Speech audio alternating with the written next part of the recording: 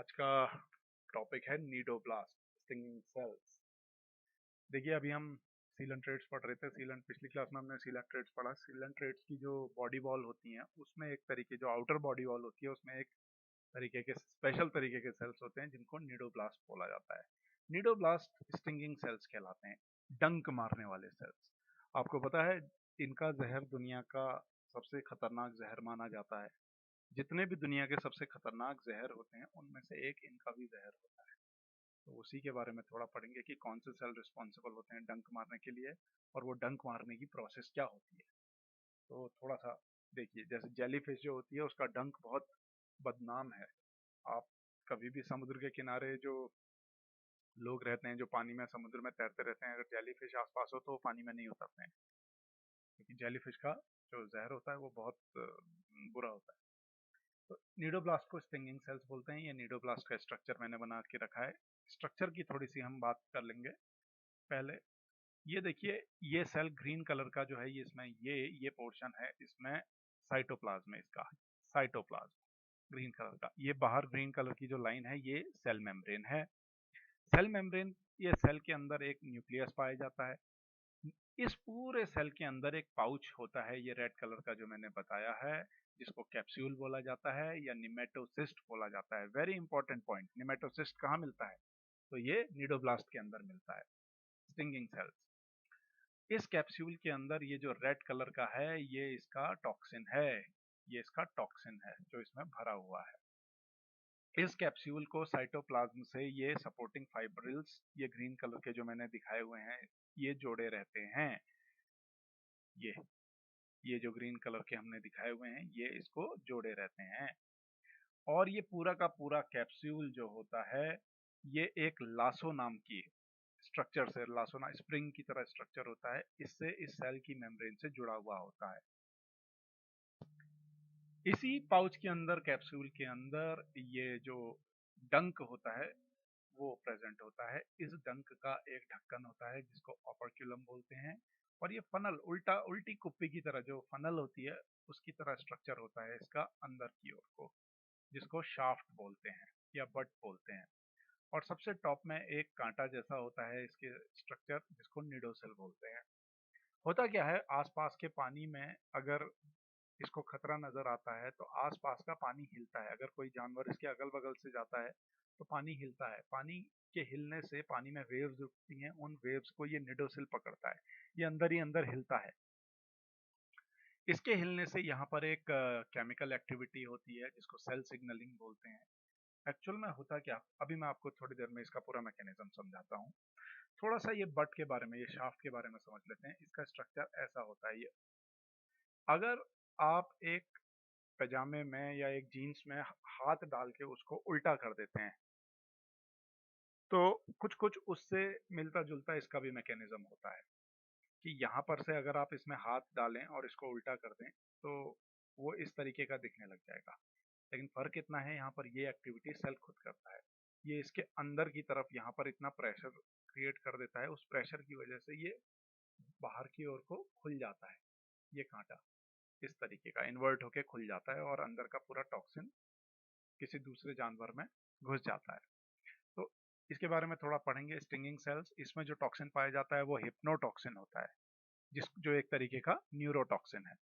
Neurotoxin मतलब ये brain पे हमारा असर डालेगा। स्लीप इंड्यूसिंग सब्सटेंसेस में पाए जाते हैं, जो नींद जिसकी वजह से आती है, खासकर यूरिडिन और ऑक्सीडाइज्ड ग्लूटाथायोन, ये दो चीजें इसमें पाई जाती हैं। ये जो कैप्सूल होती है इसकी, ये रेड कलर की कैप्सूल होती है, ये बाहर, इसके अंदर बहुत सारे कैल्शियम पॉजिटिव आयंस होते हैं। जैसे ही नीडोसिल हिलता है, यानी कि इसको सिग्नल मिलता है कि आसपास कोई जानवर है, इसके हिलने से यहाँ पर सेल सिग्नलिंग होती है। सेल सिग्नलिंग से ये कैप्सूल जो होती है, ये जितने भी कैल्शियम पॉजिटिव आयंस होते हैं उनको साइटोप्लाज्म में उड़ेल देती है, रिलीज कर देती है। तो साइटोप्लाज्म में अचानक से कैल्शियम का कंसंट्रेशन, सी ए, देखिए थोड़ा समझिएगा, सी ए पॉजिटिव आयन का कंसंट्रेशन अचानक से बहुत बढ़ जाता है। कैल्शियम आयन कंसंट्रेशन बढ़ने की वजह से इस पूरे साइटोप्लाज्म का जो ओस्मोटिक पोटेंशियल होता है वो बढ़ जाता है।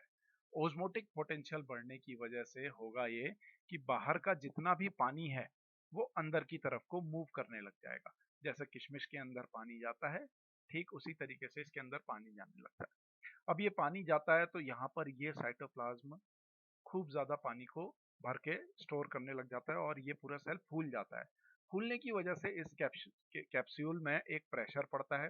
प्रेशर की वजह से ये कैप्सूल पिचकता है, पिचक जाता है और दब जाता है। दबने की वजह से इसके अंदर इतना ज़्यादा प्रेशर क्रिएट होता है कि ये जो आपका ये शाफ्ट था, ये जो सेल था, ये कांटा था, ये बिल्कुल उल्टा उल्टा होके खुल जाता है। क्योंकि ये अंदर से खोखला होता है तो ये सारा जहर उसके अंदर से होते हुए ये यहाँ से देखिएगा, रेड कलर से दिखा देता हूँ मैं, ये सारा का सारा इसमें जो पॉइजन था यहाँ से ऐसे इसके अंदर से होते हुए इस कांटे से बाहर निकल जाता है। सॉरी, ये पेन सही नहीं चल रही है आज। तो ये इसका मैकेनिज्म होता है। ये बहुत इंपॉर्टेंट मैकेनिज्म है, ये आपको कहीं पढ़ने को नहीं मिलेगा जो मैंने बताया है। क्योंकि कहने को तो ये नीट की क्लास है, बट ये आपके हायर स्टडीज के भी काम आएगी। जैसे आप नेट लाइफ साइंस की तैयारी कर रहे हैं तो ये प्रॉपर मैं लेक्चर जितने भी हैं नेट लाइफ साइंस को दिमाग में रख के बनाता हूँ। नीट बस नाम दिया गया है, लेकिन आप इसको ध्यान रखिएगा पढ़ने में। अब टाइप्स ऑफ नीडोब्लास्ट: पेनिट्रेंट, ग्लूटिनेंट और वॉल्वेंट, तीन तरीके के पाए जाते हैं। ग्लूटिनेंट स्ट्रेप्टोलाइन भी होते हैं और स्टीरियोलाइन भी होते हैं। तो ये थोड़ा सा ध्यान देने वाली बात है कि ये क्या होता है। देखिए, अगर अगर निडोसिल जो है कांटा, वो इस तरीके का है और उसमें इस तरीके के कांटे बने हुए हैं, छोटे छोटे छोटे कांटे पूरे, मतलब ऐसा अगर कांटा है ये स्ट्रक्चर सही नहीं बन पा रहा है, थोड़ा इसको इरेज करके बनाते हैं यहाँ पर। तो आप ये मैकेनिज्म इसका कैल्शियम आयन का समझ ही गए होंगे। तो मैं एक बार फिर से आपको बनाने की इसकी कोशिश करता हूँ। देखिए, ये कांटा है, जैसे ये खुल गया है, खुला हुआ कांटा है, बहुत मैग्नीफाइडली मैग्नीफाइड है। तो इसमें इस तरीके से यहाँ पर कांटे प्रेजेंट होते हैं,